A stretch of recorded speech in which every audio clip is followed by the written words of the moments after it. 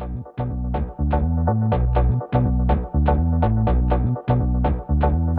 everybody. This webinar is to introduce you to rasdaman, the raster data manager.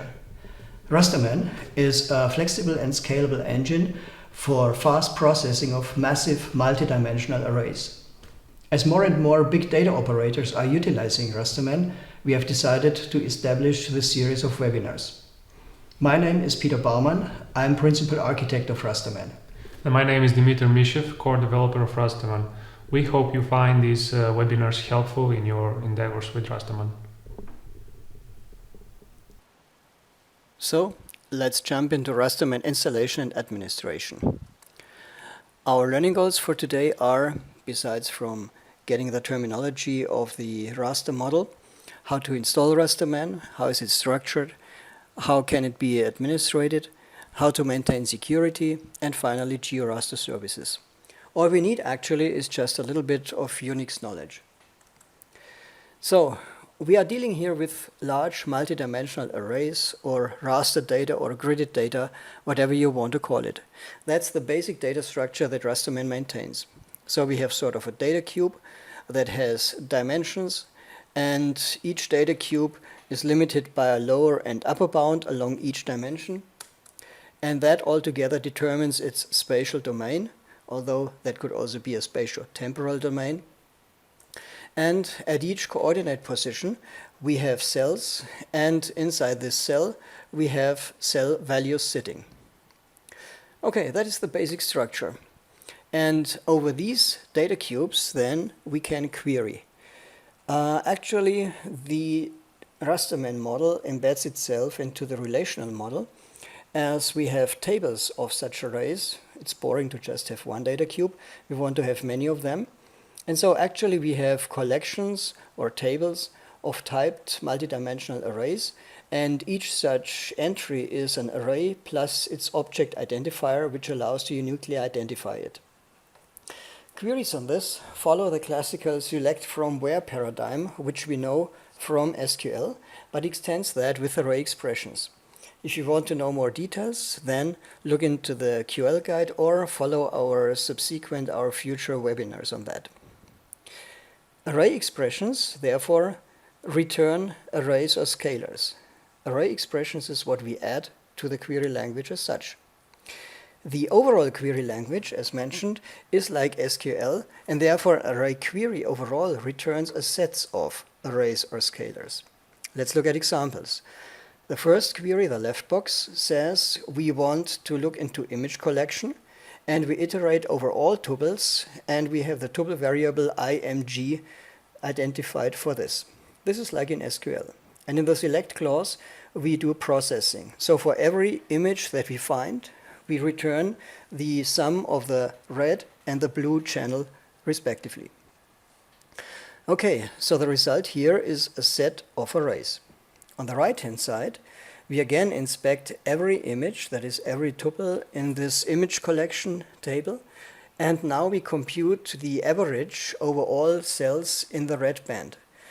So we look into the red band and evaluate the average function, and that gives us one single value. So in this case, the result is a set of values, one average for each image found. Good. What can we do? Let's look at array queries in a nutshell. We can do trimming and slicing. So that is extraction of subarrays, which can have the same or lower dimension as the original array. In this case, let us assume that we have a table, we have a collection of climate simulations, and each C that we bind here is one data cube. Okay, from this four-dimensional climate data cube, which has X, Y, Z, and T dimensions, we want to have in the first dimension everything that's available. In the second, we do a trim from value 100 to 200. Remember, this is just integer coordinates. No Geo Semantics or so involved, it's just pure integers. In the third dimension, again, we take everything available. And in the fourth position, so let us say at the time axis, we do a slicing at position 42. So we extract a three-dimensional data cube, which is a subset, a slice of the four-dimensional data cube. We may want to look into the pixels and process them. Here's an example where we go into a Landsat archive where we have a table of images, and for each image we take it, we can extract the green channel, and we can do processing on the green channel. So thresholding, for example, is the green band exceeding 130 for some pixel, and that gives us Boolean values, yes or no. By multiplying that into the original image, we get green where it's green, and we get black everywhere else.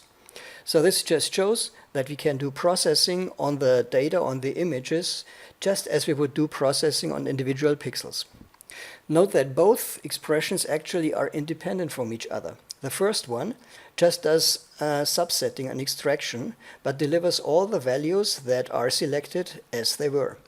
The second one takes the full image, does not do any subsetting, but changes the value according to the formula given here. Of course, we can combine both in one query. But let's do something else. We talked about set-oriented processing, so we need to do filtering. To this end, we have a where clause in SQL, which says which tuples should go into the result. Here, for example, we can use aggregates like sum cells, which finds out whether some cell in this array has a value of true. If at least one has a value of true, then some cell fires and delivers true, and the result, that is this tuple, goes into the processing. If not, it's just discarded.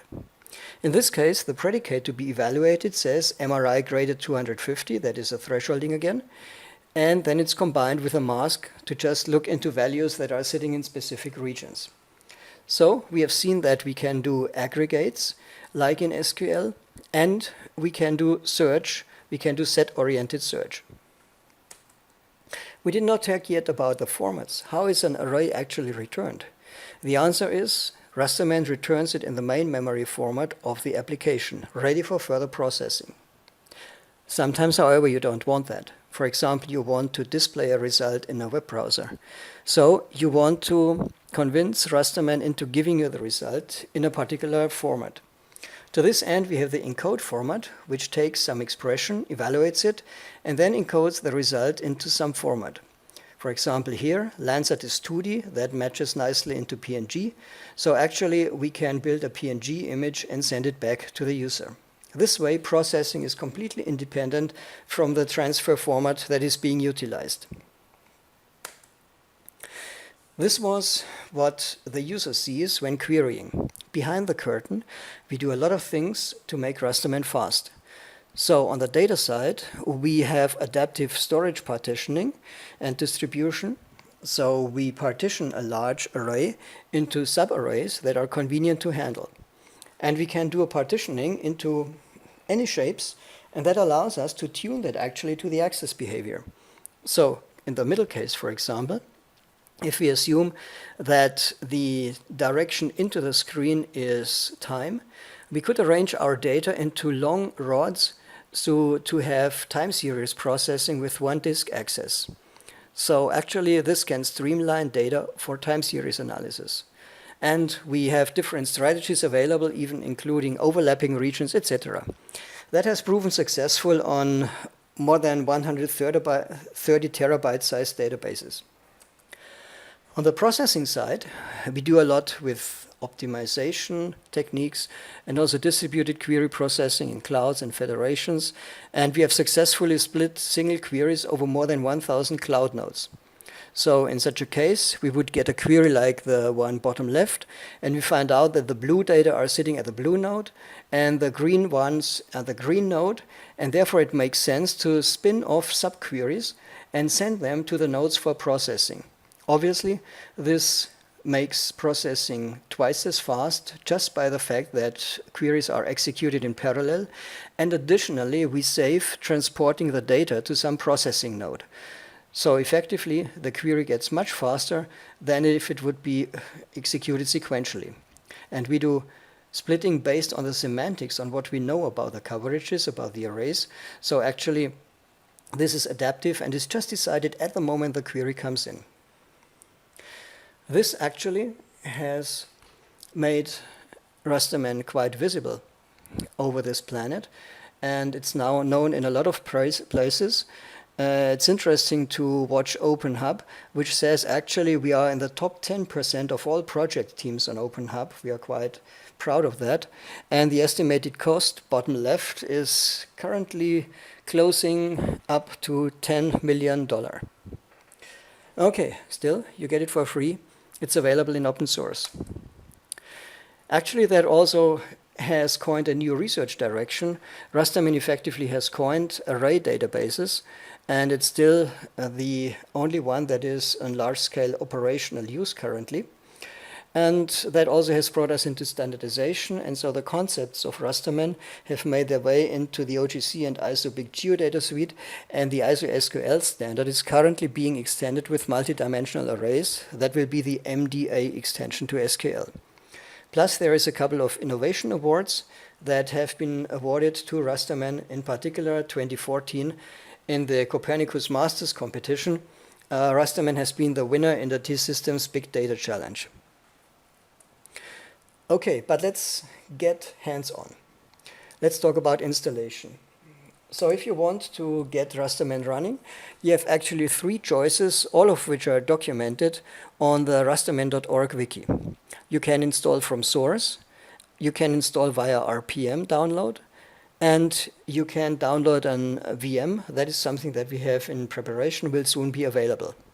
So from source, of course, you can compile yourself, maximum degree of freedom, a little bit more work. RPM is convenient to have packages maintained, and VM allows you to start off right away with a readily confectioned virtual machine. Good. That is something that will be shown in detail later on by Dimitar. Let me now focus in the architecture to give you a background on how Rastaman works inside. Actually, the architecture relies on parallelization, as I mentioned earlier. So if you look at the Rastaman box, you find at the bottom file system and database. These are alternative storage options where you can store database oriented, so for example in PostgreSQL, or you can store in the file system. That means not using PostgreSQL, but directly reading and writing from a directory. Also available is to access external archives for those people who have archives too large to copy to ingest into the database directly. The RAS server processes are parallelized, and there is no single point of failure, so this is actually a peer network of services that you can easily establish. On top of that, we have a layer for Geo Semantics, which establishes geo services based on the OGC standards like WCS and WCPS. If you want to know more about this one, then please have a look at our webinars that introduce to coverages, to web coverage service and web coverage processing service.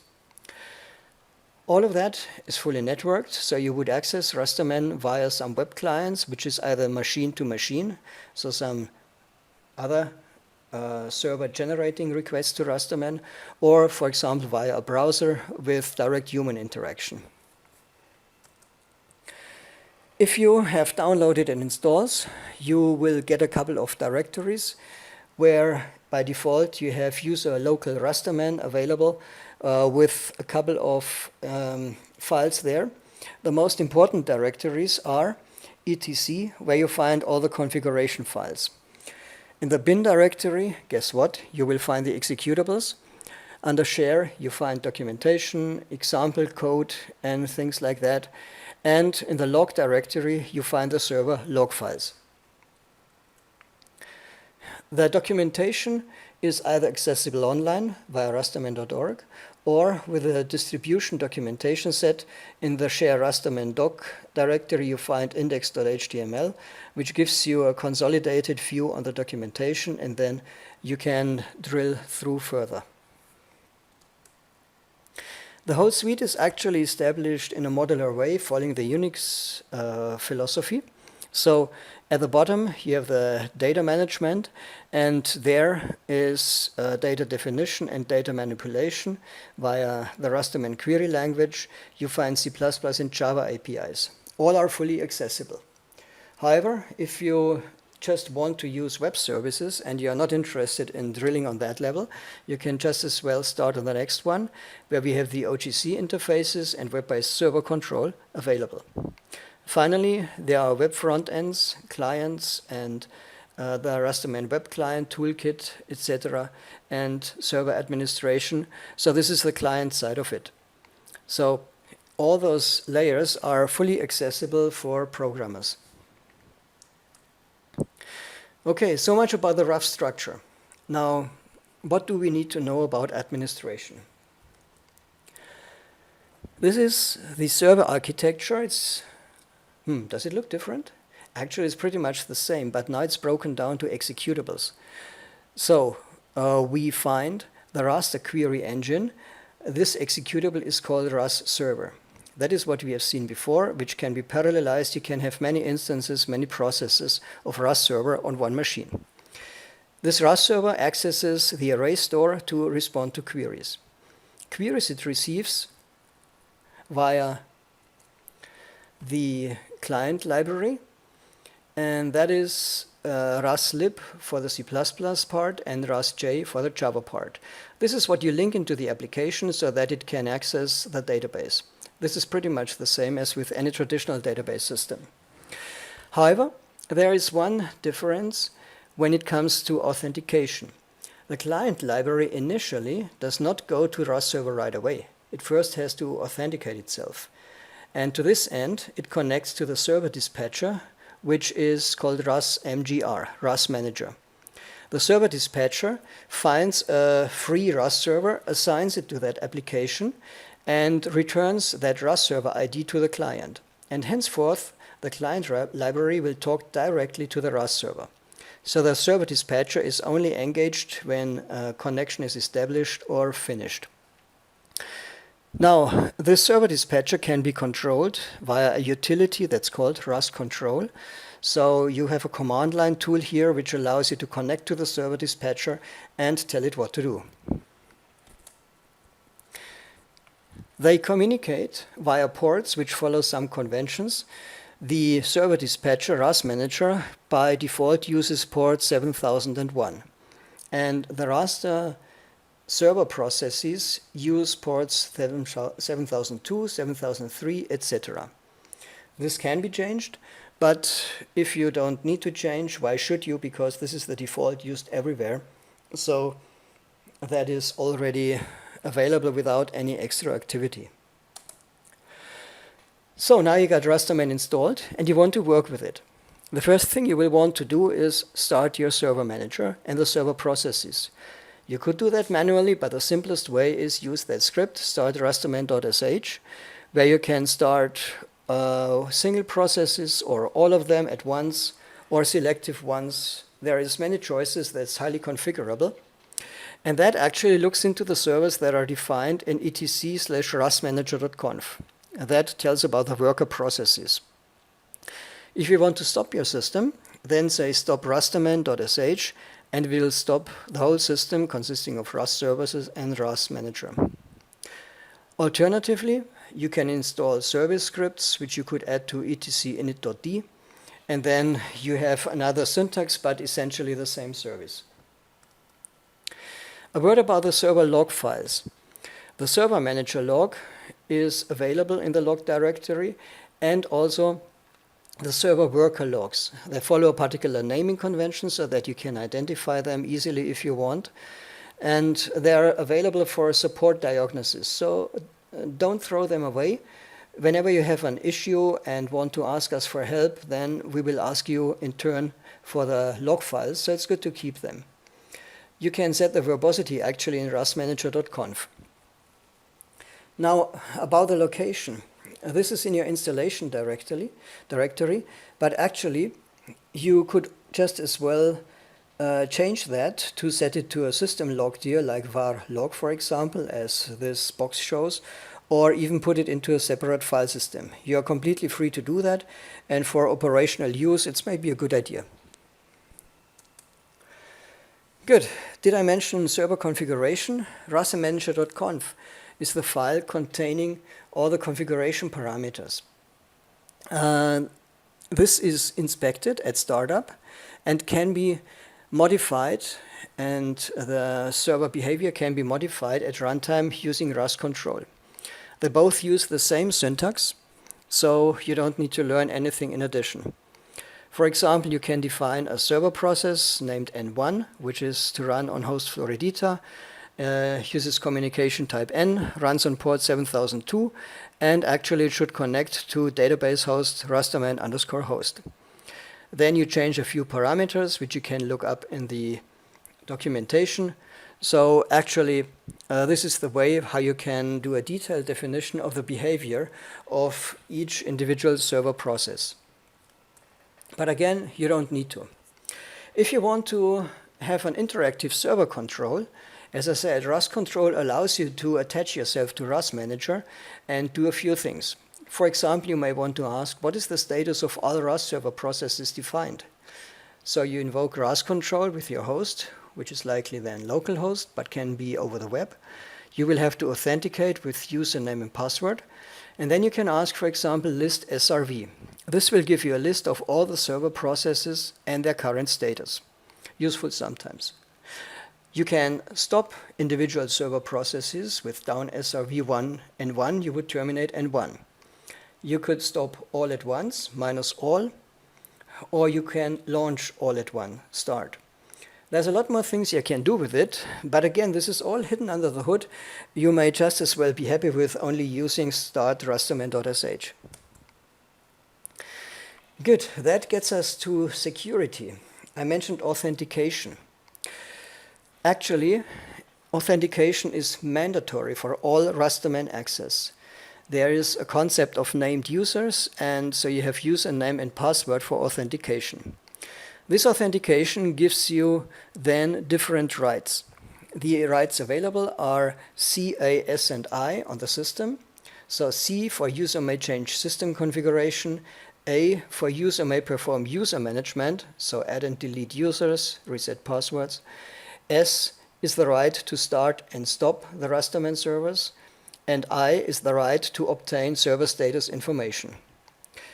Then we have the database rights, which means R and W, so users are allowed to read data. That means effectively they are allowed to send a select query to a database. And users are allowed to write data, and that entitles them to send update, insert, and delete requests to Rastaman databases. So these are the rights available that can be assigned individually. But actually, for your convenience, there are predefined logins already that come with the installation. The one user is rasdman, which has full administrator rights and can read and write databases. So it's a little bit like super user. And then we have rasguest, which has absolutely no administrator rights and only read access to the database. So effectively, the only thing rasguest can do is send select queries. For example, the web coverage service uses rasguest to connect to Rastaman, so that actually via such web services you can never modify anything in the database. Now something important. Upon installation, password equals login name. Of course, this is something that you don't want to have in an operational installation, so it's highly recommended to change that immediately once your installation is up and running. You can do that, again, via Rust control. You can define a new user, say internet client, by saying define user. You can grant rights to that user, and that's it. Once again, initial password equals login name.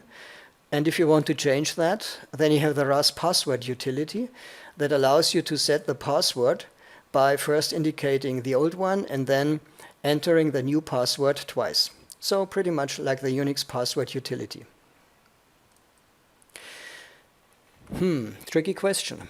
What if I forgot my password? Let me emphasize that there is no way to retrieve passwords. They are stored encrypted in the server, and it's not foreseen, there is no Rastaman utility to decrypt them. So actually, if some ordinary user login like rasguest is lost, then you would log in as an administrator, delete the user, and recreate it, and then assign a new password. Trickier question even. What if I have lost my last administrator login? Then actually you should be very careful, assure that no transaction is open so you're not killing anybody's session.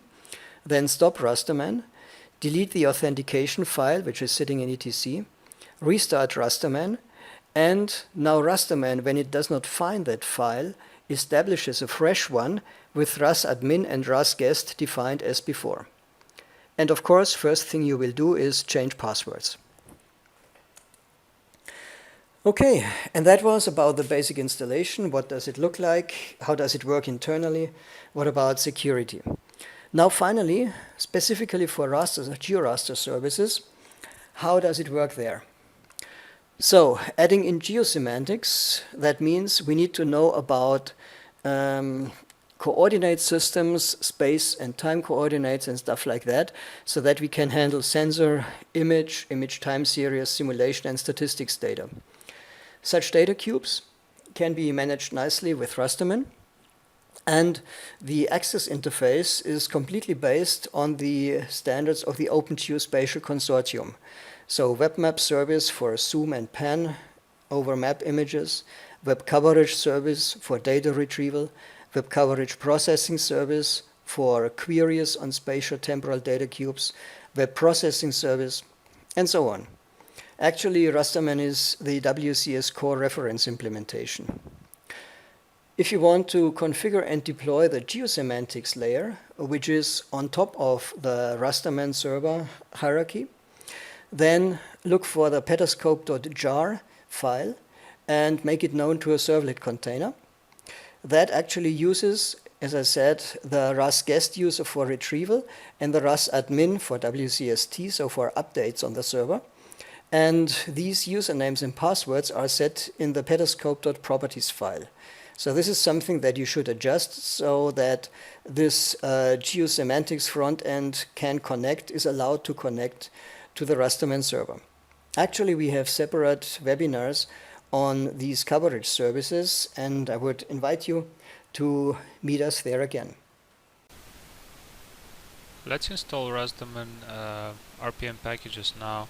I have a CentOS 7 VM here, and again there's a convenient installation guide on the wiki page, so we just go to the installation page and there we have RPM, and we go to the CentOS 7 guide. The CentOS RPM packages are hosted on Copper. I hope I'm pronouncing that properly, Copper Fedora. And so let's just go to this page. Here we have the CentOS 7 Apple Enterprise Linux 7 packages, and we have the repo file which can be downloaded into our YUM repository manager. So let's go into root mode.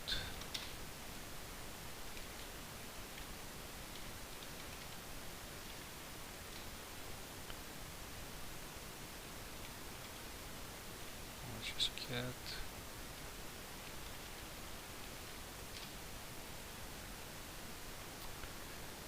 and we can do YUM update now to fetch the new packages available in our Missive rasdaman repo.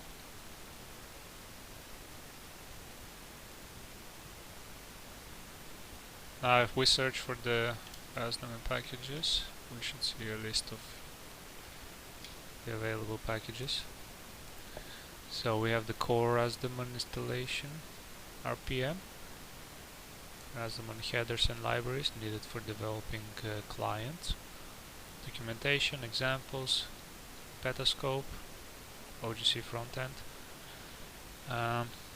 RView, which has been renamed to RasDView to avoid clashes, is a client tool with various visualization options, RasWCT, Web Client Toolkit, and RasGeo for ingesting and deleting georeference data into Petascope. Okay, so in addition we need the Apple release repository because there are some dependencies which are needed by the RPMs. So let's install pel release.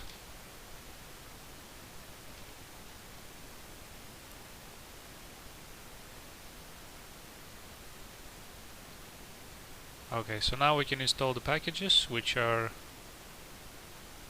want. So let's say we want to install rasdaman, documentation, rasdaman examples, Petascope. That should be good enough. And a bunch of dependencies. Yes. So this will take a while. Okay, installation finished, and now let's proceed to make rasdaman and the other services start on system boot by default.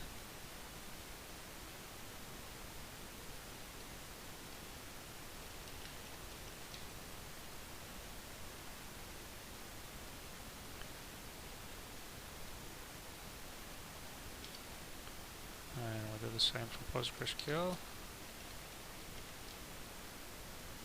And let's just do it just in case for Tomcat.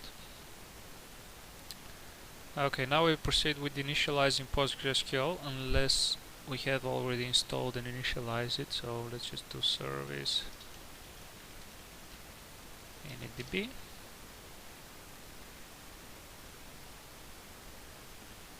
Now we can start it.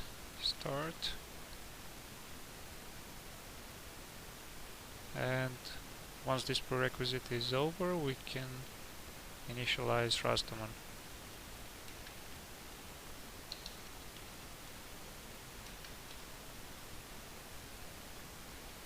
And start it.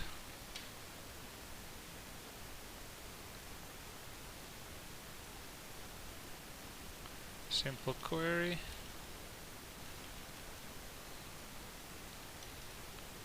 Ras collection names is a virtual collection which contains all the collections, and we get them a string, so no collections, we haven't inserted anything. So that's about it with rasdaman. Now we can go on with installing Petascope, initializing Petascope. So that's very simple. Service rasdaman init Petascope db.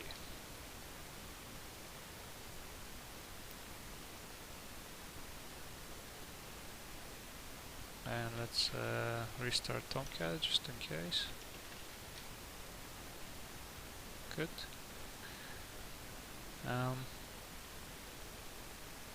The RPM packages do not install a dependency, one dependency for the WCST import tool, so let's install this so that we are sure that we can use WCST import without problems. So we're just missing a Python package club 2, that's it. Okay, so now rasdaman is installed and configured. Let's look at how to control it and where configuration files are, logs are. So starting and stopping is very simple. Service rasdaman, and first let's check the status. Okay, we see a couple of all servers are up and running.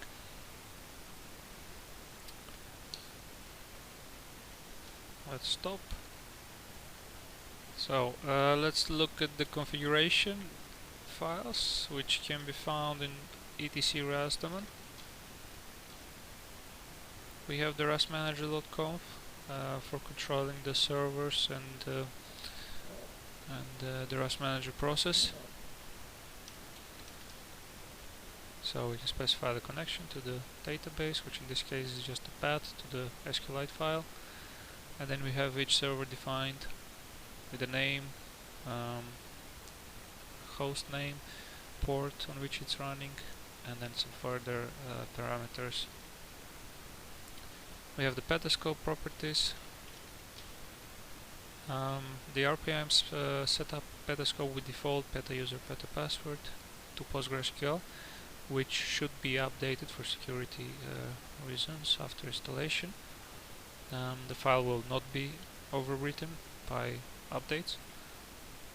We have the connections to rasdaman and further options for controlling the behavior of Petascope. And in data we have rasbase and any further the tiles of the arrays that have been ingested in rasdaman. So that's it. For further documentation, further documentation can be found on the rasdaman. So in summary, installation of rasdaman via source, via RPM, via virtual machine in future. Rasdaman.org contains details. The server consists mainly of RAS manager, the dispatcher, and RAS server, the worker processes. And there is utilities that allow for simple management, most of all start, stop rasdaman, and then RAS control, RAS password.